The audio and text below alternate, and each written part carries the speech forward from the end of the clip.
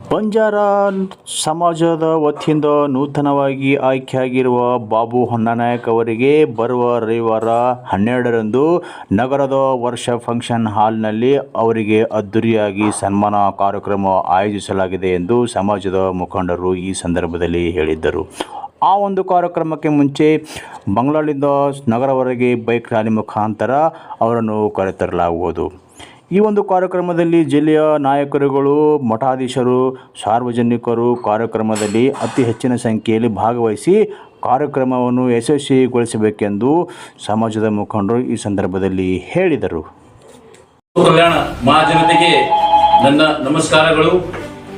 ನನ್ನ ಹೆಸರು ರಾಜ್ಕುಮಾರ್ ಖೂಬಾ ರಾಠೋಡ್, ಘಾಟಿಪ್ಪರಗ ತಾಂಡ, ಬಸವ ಕಲ್ಯಾಣ ತಾಲೂಕಾ.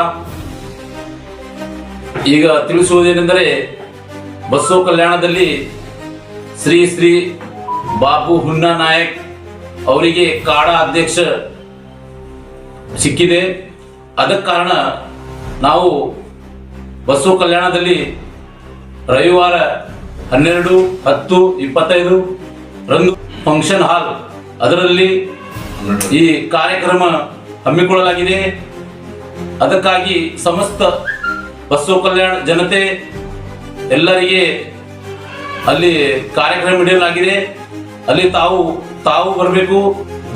ಕರ್ನಾಟಕ ಸರ್ಕಾರದಲ್ಲಿ ಈಗ ಕಾಂಗ್ರೆಸ್ ಸರ್ಕಾರ ಇರುವುದಕ್ಕಾಗಿ ಅದಕ್ಕಾಗಿ ಅವರಿಗೆ ಇದು ಕಾಡಾ ಅಧ್ಯಕ್ಷ ಸಿಕ್ಕಿದೆ. ಸರ್ಕಾರಕ್ಕೂ ನಾವು ಧನ್ಯವಾದಗಳನ್ನು ಹೇಳುತ್ತೇವೆ. ಸಿದ್ದರಾಮಯ್ಯ ಸಾಹೇಬರಿಗೆ ನಾವು ಧನ್ಯವಾದಗಳನ್ನು ಹೇಳುತ್ತೇವೆ. DK ಶಿವಕುಮಾರ್ ಸಾಹೇಬರಿಗೆ ನಾವು ಧನ್ಯವಾದಗಳು ಹೇಳುತ್ತೇವೆ. ಮತ್ತು ಮಲ್ಲಿಕಾರ್ಜುನ್ ಖರ್ಗೆ ಸಾಹೇಬರಿಗೂ ನಾವು ಧನ್ಯವಾದಗಳು ಹೇಳುತ್ತೇವೆ. ಈಶ್ವರ್ ಖಂಡ್ರೆ ಅವರಿಗೆ ಸಾಹೇಬರಿಗೂ ನಾವು ಧನ್ಯವಾದಗಳು ಹೇಳುತ್ತೇವೆ.